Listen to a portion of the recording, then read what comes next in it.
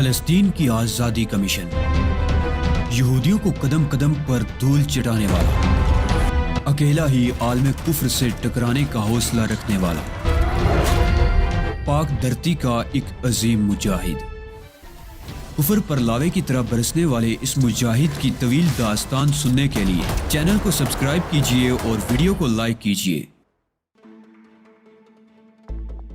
میری خوش بختی علی کہ تمہاری ایک چھوٹی سی خدمت کرنے کا شرف حاصل کر سکی۔ بڑا قرض ہے تمہارا میرے اوپر، ادائیگی کا تصور بھی نہیں کر سکتی۔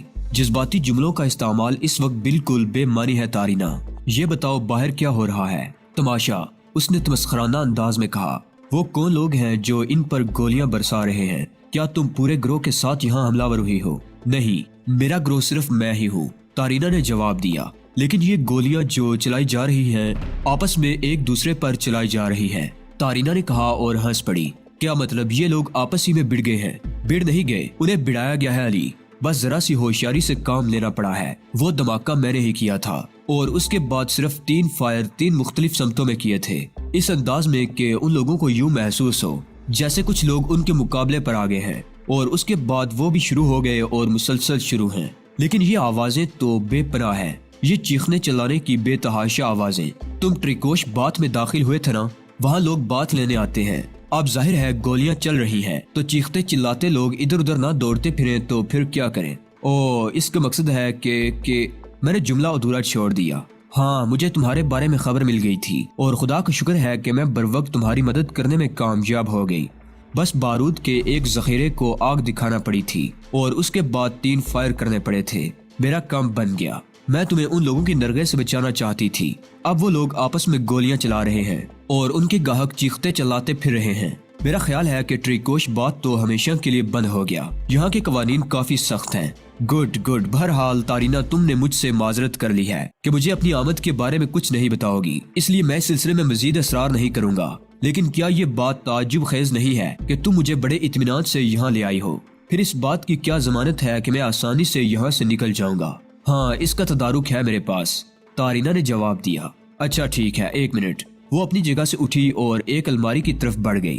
ٹریکوش حمام میں ایک کمرہ، اور خاص طور سے ایسی جگہ جہاں ٹریکوش کے عملے کے لوگ یا بات کا مالک رہتا ہو۔ تارینہ کے پاس ہونے کا مقصد یہ تھا کہ وہ کسی طرح حسن پاشا کے پاس کوئی خاص حیثیت اختیار کر کے آئی ہے، لیکن کیا حیثیت ہے اس کا مجھے کوئی اندازہ نہیں ہو سکا تھا۔ میں اس کی کارروائی دیکھتا رہا۔ چند لمحات کے بعد اس نے ایک لباس نکال کر میرے سامنے رکھ دیا اور کہنے لگی، یہ مت سوچنا کہ یہ سارے انتظامات میں نے پہلے سے کر کے رکھ دیے ہیں، بس یوں سمجھ لو کہ یہ میرے اپنے لیے ضروری تھے۔ یہ لباس ممکن ہے تمہارے بدن پر فٹ نہ ہو، لیکن تمہیں یہاں سے نکالنے کا باعث بن جائے گا۔ اور پھر ایک دلچسپ بات اور بھی ہے، وہ یہ کہ ٹریکوش کے کلوک روم میں مختلف لوگوں کے لباس موجود ہیں۔ اس وقت اس حالت میں وہ ننگے تو سڑکوں پر نہیں جا سکتے، اس لیے کوئی نہ کوئی لباس پہننے کی کوشش کریں گے۔ چنانچہ اگر یہ بے تکا لباس تمہارے بدن پر ہوگا تو بھی کوئی تم پر خاص توجہ نہیں دے گا۔ لیکن میں اپنی صورت کو کہاں لے جاؤں گا؟ میں نے کہا، اس کا خصوصی بندوبست ہے میرے پاس۔ تارینہ نے ایک باکس میرے سامنے کھول دیا، اس میں میک اپ کا بہترین سامان رکھا ہوا تھا۔ میری حیرت بڑھتی ہی جا رہی تھی۔ تارینہ ہمیشہ سے ایک پراسرار عورت رہی تھی، ہر چند کے ایک معاملے میں اسے میری امداد کی ضرورت پیش آ گئی تھی، اور دوسری بار اس نے سائیکا مائلر سے اپنے ایک کام کے لیے درخواست کی تھی جو اتفاق سے مجھ تک آ گیا تھا۔ لیکن بذات خود مجھے وہ عورت ہمیشہ پراسرار اور بے حد ذہین محسوس ہوئی تھی۔ میک اپ کے سامان کے استعمال میں میں نے دیر نہیں کی اور تھوڑی دیر کے بعد میرا چہرہ بالکل تبدیل ہو گیا تھا۔ گردن تک میک اپ کرنے کے بعد میں نے وہ لباس پہن لیا تھا جو میرے بدن پر کسی قدر چست تھا لیکن کام چلانے کے قابل تھا۔ لباس پہننے کے بعد میں نے تارینہ کی طرف دیکھا اور وہ آنکھیں بند کر کے مسکراتی ہوئی بولی، اب تم بھی چیخنے چلانے والوں کی بھیڑ میں شامل ہو جاؤ علی۔ میرا خیال ہے کوئی تمہاری طرف توجہ نہیں دے گا، اور پلیز یہ تھوڑی سی رقم بھی رکھ لو، پتہ نہیں کن حالات سے گزر رہے ہو۔ رقم کا حصول میرے لیے کوئی مشکل کام نہیں ہے تارینہ، ابھی کام چل رہا ہے، اس کے باوجود رکھ لو پلیز۔ لیکن کچھ اور سوالات بھی تو کرنے ہیں تم سے۔ ہاں کر لو، ابھی تو یہ ہنگامہ کافی دیر تک جاری رہے گا، میں جانتی ہوں، تارینہ نے جواب دیا۔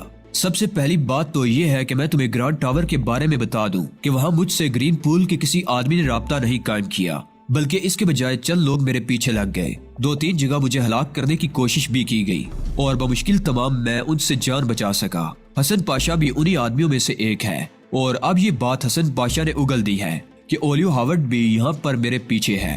وہ کم بخت مسلسل میری زندگی کا گاہک بنا ہوا ہے اور حسن پاشا اس کا گرگا ہے، اسی کے ایما پر مجھے یہاں لایا گیا ہے۔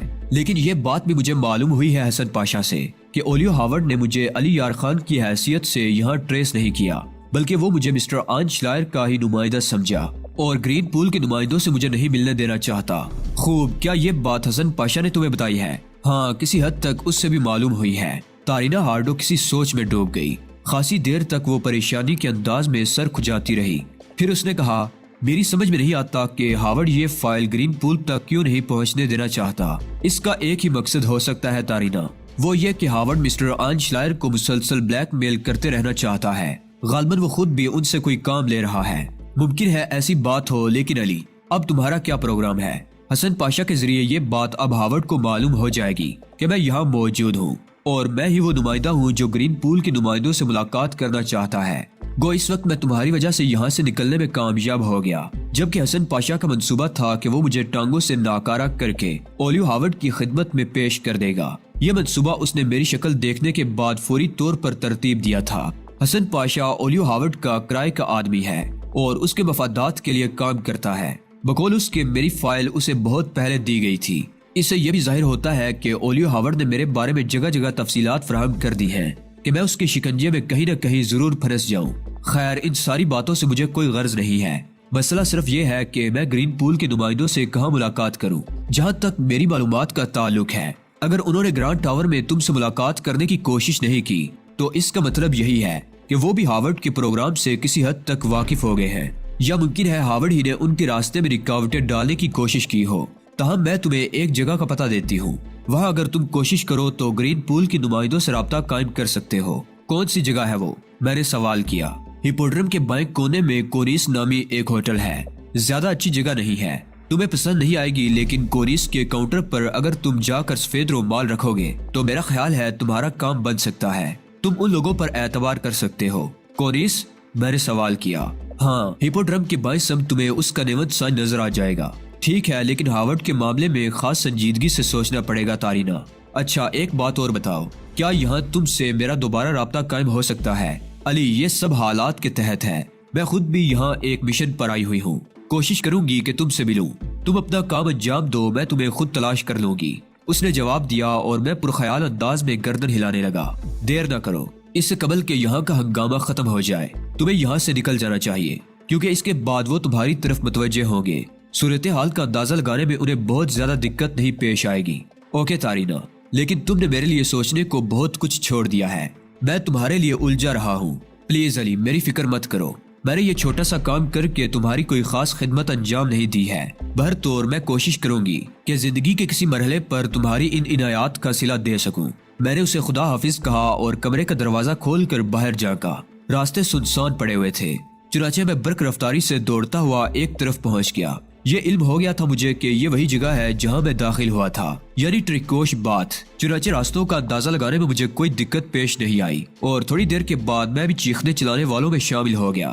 بے شمار لوگ تھے جو ابھی تک یہاں سے نکل نہیں پائے تھے۔ عجیب عجیب حلیے ہو رہے تھے ان کے، کچھ کیچڑ میں نہائے ہوئے تھے اور کچھ پانی میں بھیگے ہوئے چوہوں کی مانی نظر آ رہے تھے۔ سب کے چہروں پر بدحواسی تھی۔ اس وقت مجھے بھی انہی کے انداز میں سارے کام کرنے تھے، چنانچہ میں بھی چیختا چلاتا ہوا بیرونی دروازے کی سمت بھاگا۔ گولیاں چلنا بند ہو گئی تھی، لوگ ایک دوسرے سے صورتحال معلوم کرتے پھر رہے تھے۔ خاصی عجیب سی حالت تھی یہاں کی۔ مجھے دروازے سے باہر آنے میں کوئی دقت نہ ہوئی۔ ٹریکوش بات کے سامنے پولیس کی چند گاڑیاں آ کر رکی تھی۔ میں نے ایک ایسا راستہ اختیار کر لیا جہاں پولیس سے میری مڈبھیڑ نہ ہو اور پھر اس راستے پر دوڑتا چلا گیا۔ تھوڑی دیر کے بعد میں ٹریکوش سے کافی دور نکل آیا۔ میرا لباس اب اتنا بے تکا بھی نہیں تھا کہ ہر شخص کی نگاہ مجھ پر پڑنے لگے۔ میں ٹیکسی کی تلاش میں ادھر ادھر نگاہیں دوڑانے لگا، لیکن کمبخت ٹیکسی کا دور دور تک پتہ نہیں تھا۔ کافی دور پیدل چلنے کے بعد بالآخر مجھے ایک ٹیکسی ملی اور میں اس میں بیٹھ کر پیکارڈ کی طرف روانہ ہو گیا۔ پیکارڈ میں پہنچنے کے بعد میں نے سب سے پہلا کام یہی کیا کہ غسل خانے میں جا کر تقریباً آدھے گھنٹے تک گرم پانی کے نیچے بیٹھا رہا۔ اس کے بعد ایک ہلکا پھلکا لباس پہن کر باہر نکل آیا۔ ویٹر کو بلا کر کافی طلب کی اور 2 پیالیاں کافی پینے کے بعد کرسی پر بیٹھ کر اونگنے لگا۔ ان سارے واقعات نے دماغ کی چولیں ہلا کر رکھ دی تھی اور کوئی فیصلہ نہیں کر پایا تھا کہ یہ کیا ہو گیا اور اب مجھے کیا کرنا چاہیے۔ ہاورڈ کمبخت کی یہاں موجودگی میرے لیے سوہانے روح تھی۔ اس شخص نے ناک میں دم کر رکھا تھا۔ ابھی تک میں اپنے مقصد کی تکمیل کے لیے کوئی منصوبہ بندی نہیں کر سکا تھا، اور اس بار تو میں نادانستگی میں اس کے ہاتھوں مارا ہی گیا تھا۔ کمبخت بہت فتین انسان تھا، آئن شلائر کے پیچھے پڑ گیا تھا اور گرین پول کے ساتھ مل کر سازشیں کر رہا تھا۔ اب جب اسے حسن پاشا سے یہ بات معلوم ہوگی کہ میں آئن شلائر کا نمائندہ بن کر یہاں آیا ہوں، تو پھر اس وقت کیا صورتحال ہوگی۔ کاش حسن پاشا بھی اس ہنگامے میں کام آ جاتا تو کم از کم ہاورڈ کو میری شخصیت کا علم نہ ہو پاتا، کیونکہ حسن پاشا ہی کے ذریعے وہ اس صورتحال سے آگاہ ہوگا۔ کیا یہ مناسب نہیں ہے کہ ہاورڈ کے صورتحال سے آگاہ ہونے سے پہلے ہی میں گرین پول کے سلسلے میں کوئی مناسب کارروائی کر لوں؟ میں نے سوچا، لیکن اس وقت صورتحال ایسی تھی کہ میں کوئی بھی جسمانی مشقت کرنے کے لیے اپنے آپ کو تیار نہیں پا رہا تھا، چنانچہ ایسی کوئی بھی کوشش میرے لیے نقصان دہ ہی ہو سکتی تھی۔ دوسرا مسئلہ تارینا ہارڈو کا تھا، وہ یہاں کیوں کر آئی؟ لیکن اس مسئلے کو خود ہی میں نے ذہن سے جھٹک دیا۔ اب ایسا بھی کیا انسان کو اپنے ذہن پر قابو نہ رہے؟ تارینا ہارڈو نے اپنے بارے میں کوئی تفصیل نہیں بتائی تھی، نہ صحیح ہو سکتا ہے اس کا بھی کوئی مشن ہو اور وہ کسی اور مقصد کے تحت یہاں آئی ہو، لیکن جس انداز میں وہ میری مدد کے لیے پہنچی تھی وہ ناقابل یقین سا تھا۔ میں سوچ بھی نہیں سکتا تھا۔ رات ہو چکی تھی، میں کچھ کھائے پیے بغیر ہی لیٹ گیا تھا۔ یہ رات پرسکون انداز میں گزار کر دوسری صبح چاقو چوبند ہونا چاہتا تھا تاکہ اعتماد سے اپنے کام کا آغاز کر سکوں، لیکن اس کے ساتھ ساتھ ہی ایک بار پھر اس بات کی ضرورت پیش آ گئی تھی کہ میں اپنے چہرے میں تبدیلی کر لوں۔ پے کارڈ میں داخل ہونے سے پہلے میں نے میک اپ اتار دیا تھا، ورنہ یہاں مشکل ہوتی، لیکن اب میک اپ ضروری تھا۔ بہت سے منصوبے بناتے بگاڑتے میں گہری نیند سو گیا۔ اب سب کچھ دوسری صبح کے لیے چھوڑ دیا تھا۔ دوسری صبح جاگنے کے بعد میں نے ناشتہ وغیرہ کیا اور ان تمام چیزوں سے فارغ ہو کر میں نے اپنا ایک پروگرام ترتیب دیا۔ چنانچہ تھوڑی دیر تک میں اس پروگرام کے مختلف پہلوؤں پر غور کرتا رہا اور پھر پے کارڈ سے باہر نکل آیا۔ خطرات اب بھی میرے ارد گرد موجود تھے۔ اصل مسئلہ چہرے کی تبدیلی کا تھا۔ ذرا سی غلطی ہو گئی تھی۔ اگر تارینا ہارڈو سے وہ میک اپ بکس حاصل کر لیا جاتا تو شاید اتنی دقت نہ ہوتی۔ تاہم جو میک اپ میں نے اتارا تھا اس میں سے کچھ چیزیں ہوٹل سے باہر نکلنے کے بعد میں نے استعمال کر لی اور چہرے میں تھوڑی سی تبدیلی رونما ہو گئی، لیکن صرف اس سے کام نہیں چل سکتا تھا کیونکہ میرا واسطہ احمق قسم کے لوگوں سے نہیں تھا۔ ایک بازار سے میں نے میک اپ کا سامان خریدا اور پھر کسی ایسی جگہ کی تلاش میں نگاہیں دوڑائیں جہاں میں اسے استعمال کر سکوں۔ میں نے میک اپ کے سامان کے علاوہ آئینہ بھی خرید لیا تھا تاکہ میک اپ کرنے میں کوئی دقت نہ ہو، اور اس کے بعد میں ایک سنسان گوشے کی تلاش میں چل پڑا۔ ایسی جگہ کا دستیاب ہونا مشکل نہ تھا۔ میں نے ایک جگہ منتخب کر کے وہاں اپنا کام شروع کر دیا اور تھوڑی دیر کے بعد اس کام سے فارغ ہو گیا۔ تمام سامان وغیرہ میں نے وہیں پھینک دیا تھا۔ یہ میک اپ خاصی محنت سے کیا گیا تھا، حالانکہ ایک عام جگہ کیا گیا تھا، لیکن میں نے بڑی احتیاط سے اپنی شکل تبدیل کر لی تھی۔ تقریباً 11:15 بجے تھے اس وقت جب میں ہپوڈرم کے علاقے میں داخل ہو گیا، اور پھر کونیس تلاش کرنے میں مجھے کوئی خاص دقت نہیں ہوئی۔ کونیس ایک بدنام سی جگہ تھی جہاں کا ماحول اس بات پر دلالت کرتا تھا کہ یہاں شریف لوگ آنا پسند نہیں کرتے ہوں گے۔ میں اس کے کاؤنٹر پر پہنچا اور میں نے جیب سے ایک سفید رومال نکال کر باری برکم کاؤنٹر کلرک کے سامنے رکھ دیا۔ کاؤنٹر کلرک نے چونک کر مجھے دیکھا، رومال اٹھایا اور مٹھی میں دبا لیا۔ پھر وہ کاؤنٹر کے نیچے انٹرکام پر کسی سے گفتگو کرنے لگا۔ تقریباً 10 منٹ کے بعد ایک آدمی ہمارے پاس پہنچ گیا اور اس نے مجھ سے اپنے ساتھ چلنے کے لیے کہا۔ میں اس کے ساتھ کونیس کی عقبی سمت میں چل پڑا۔ ایک راہداری سے گزار کر مجھے ایک کمرے میں پہنچا دیا گیا۔ یہاں میز کے پیچھے 2 آدمی بیٹھے ہوئے تھے۔ ان میں سے ایک نے مجھے سامنے بیٹھنے کی پیشکش کی اور میں کرسی گھسیٹ کر بیٹھ گیا۔ فرمائیے، کیا کام ہے آپ کو؟ مجھے گرین پول کے کسی ذمہ دار نمائندے سے ملنا ہے، میں نے جواب دیا۔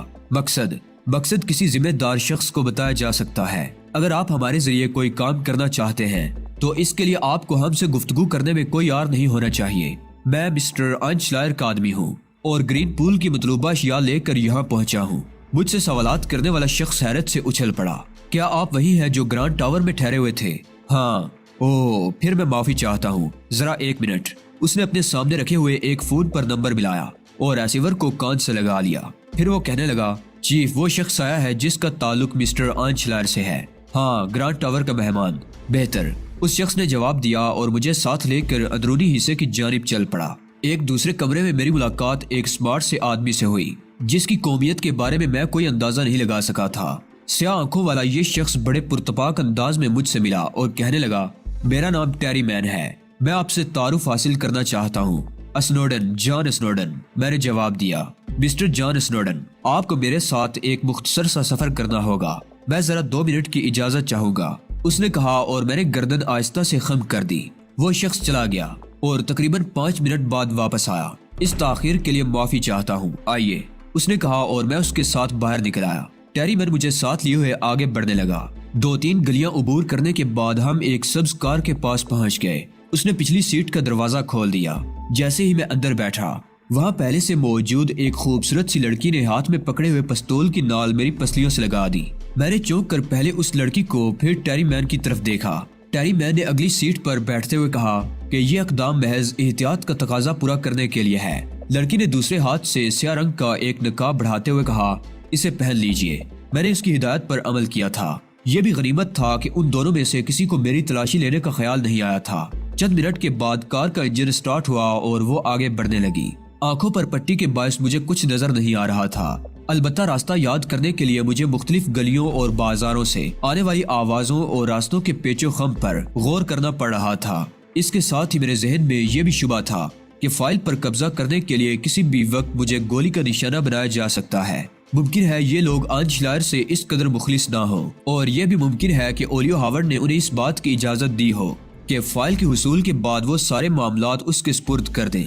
اولیو ہاورڈ مسٹر آن شلائر کے سلسلے میں مخلص نہیں تھا اور انہیں نقصان پہنچانا چاہتا تھا۔ راستے میں نے سوال کیا، مسٹر ٹیری مین، آپ کو یہ تو یقیناً معلوم ہی ہوگا کہ گرانڈ ٹاور میں میرے ساتھ کیا حالات پیش آئے؟ نہیں، ہمیں اس سلسلے میں کوئی خاص علم نہیں ہے۔ بس اس دوران ہمیں گرانڈ ٹاور میں آپ سے رابطہ قائم کرنے کی ہدایت نہیں ملی تھی، حالانکہ یہ بات پہلے سے طے تھی کہ میں گرانڈ ٹاور میں آپ لوگوں سے ملاقات کروں گا۔ بدقسمتی سے اس کی وجہ نہ میں بتا سکتا ہوں اور نہ کیلس۔ کیلس کون؟ یہ لڑکی جو تمہارے نزدیک بیٹھی ہوئی ہے۔ ٹھیک ہے، میں آپ سے ایک اور سوال کروں گا۔ مس کیلس، آپ مجھے جواب دیجئے یا مسٹر ٹیری مین آپ، آن شلائر کی بیوی اور اس کے بچے کی کیا پوزیشن ہے؟ وہ لوگ بالکل محفوظ ہیں۔ ہم بلا وجہ قتل و غارت گری پسند نہیں کرتے۔ ہم نے اپنے مقصد کے حصول کے لیے یہ تمام کارروائی کی ہے۔ اس بات کا میں آپ کو یقین دلاتی ہوں مسٹر اسنوڈن کہ وہ لوگ آپ کو بخیریت ملیں گے۔ کیلس نے جواب دیا۔ اس کا مطلب تھا کہ ٹیری مین نے اسے میرا نام بھی بتا دیا تھا۔ بہرحال فائل لے آئی گئی ہے اور مجھے ہدایت کی گئی ہے کہ میں آپ لوگوں سے مکمل تعاون کروں اور کسی قسم کی کوئی بدمزگی ہمارے درمیان نہ ہو۔ حالانکہ اس دوران میرے ساتھ انتہائی مشکل حالات پیش آ چکے ہیں۔ میری اس بات کا کسی نے کوئی جواب نہیں دیا۔ کار میں خاموشی چھائی ہوئی تھی۔ میں باہر کی آوازوں پر کان لگائے ہوئے تھا۔ اس وقت ہم جس سڑک سے گزر رہے تھے وہاں شاید گڑھے زیادہ تھے۔ یہی وجہ تھی کہ کار کو مسلسل جھٹکے لگ رہے تھے۔ کچھ فاصلے پر گھنٹیوں کی آوازیں سنائی دے رہی تھی۔ پھر دفعتاً ایسا معلوم ہوا جیسے ہم گہری تاریکی میں پہنچ گئے ہوں۔ میں نے اندازہ لگایا کہ ہم اس وقت کسی سرنگ سے گزر رہے ہیں۔ تقریباً 1 منٹ کے بعد ہم کھلی فضا میں آ گئے اور اس کے ساتھ ہی پانی گرنے کی آواز سنائی دینے لگی، جیسے کوئی پہاڑی ندی ہو یا چھوٹا سا آبشار۔ اس کے بعد تقریباً 5 منٹ تک خاموشی رہی۔ پھر سڑک کے قریب مویشیوں کی آوازیں سنائی دینے لگی اور اس کے کچھ دیر بعد گاڑی رک گئی۔ ٹیری مین نے دروازہ کھولا اور نیچے اتر گیا۔ قدموں کی آواز کے ساتھ کچھ اجنبی سی آوازیں بھی سنائی دینے لگی اور پھر میری آنکھوں سے پٹی کھول دی گئی، لیکن میں یہ دیکھ کر چونک گیا کہ کار کو مکمل طور پر ترپال وغیرہ سے ڈھک دیا گیا ہے۔ ڈیش بورڈ کی بتی کی سرخ روشنی میں نزدیک بیٹھی ہوئی کیلس کا چہرہ بڑا پراسرار لگ رہا تھا۔ وہ لڑکی خوبصورت تھی لیکن کچھ تیکھے اور عجیب سے خد و خال کی مالک تھی اور اب بھی مجھ پر پستول تانے ہوئے تھی۔ چند سیکنڈ کے بعد کسی نے باہر سے کار کا دروازہ کھولا اور ایک درمیانی عمر کی خوبصورت سی عورت ایک تقریباً 11 سالہ بچے کے ساتھ اگلی سیٹ پر آ بیٹھی۔ ان دونوں کی آنکھوں پر بھی پٹیاں بندھی ہوئی تھی۔ مجھے یہ اندازہ لگانے میں دقت نہیں ہوئی کہ یہ آن شلائر کی بیوی اور بیٹا ہے۔ لڑکی نے ان دونوں کو بھی خاموش رہنے کا اشارہ کیا اور پستول ان کی پشت پر چبوتے ہوئے بولی، اگر تم لوگوں نے ذرا بھی کوئی آواز نکالی یا جنبش کرنے کی کوشش کی تو تمہارے جسموں کے سوراخ گنے نہیں جا سکیں گے۔ چند لمحات کے بعد کار کا دروازہ پھر کھلا اور ایک عورت اندر داخل ہو گئی۔ یہ خاصی باری برکم اور لمبے خد و خال کی عورت تھی اور مقامی معلوم ہوتی تھی۔ آنکھیں انتہائی چمکدار تھی اور کار کے اس دھندلیکے میں بھی ان آنکھوں کی چمک محسوس کی جا سکتی تھی۔ عمر کا کوئی صحیح اندازہ نہیں ہو سکتا تھا لیکن وہ انتہائی پرکشش تھی، خاص طور سے اس کے ہونٹ دیکھنے کے قابل تھے۔ میں اس کی عمر کے بارے میں تعین کرنے لگا اور میں نے اندازہ لگایا کہ وہ 30 سال سے زیادہ کی نہیں ہوگی۔ جسم پر مردانہ لباس تھا جس میں اس کا حسن اور بھی نکھر آیا تھا۔ وہ چند لمحے اپنی بادامی آنکھوں سے مجھے گورتی رہی، پھر اس نے آہستہ سے کہا، میرا نام کرسٹا فلومر ہے اور میں گرین پول کی 1 ہوں۔ گرین پول کی 1 کے بارے میں اچھی طرح جانتا تھا۔ میں نے گردن خم کر کے اسے خوش آمدید کہا اور اپنے بارے میں بتانے لگا۔ हाँ, ये बात मेरे इल्म में आई है कि कुछ पुरस्कार लोग ग्रांड टावर में तुम्हारी निगरानी कर रहे थे और शायद उनसे तुम्हारी कोई जिद्दोजहद भी हुई थी। हमने इस दौरान दखल देना मुनासिब नहीं समझा, क्योंकि इस बात का एहसास भी था हमें कि कहीं ये तुम ही लोगों की कोई चाल ना हो।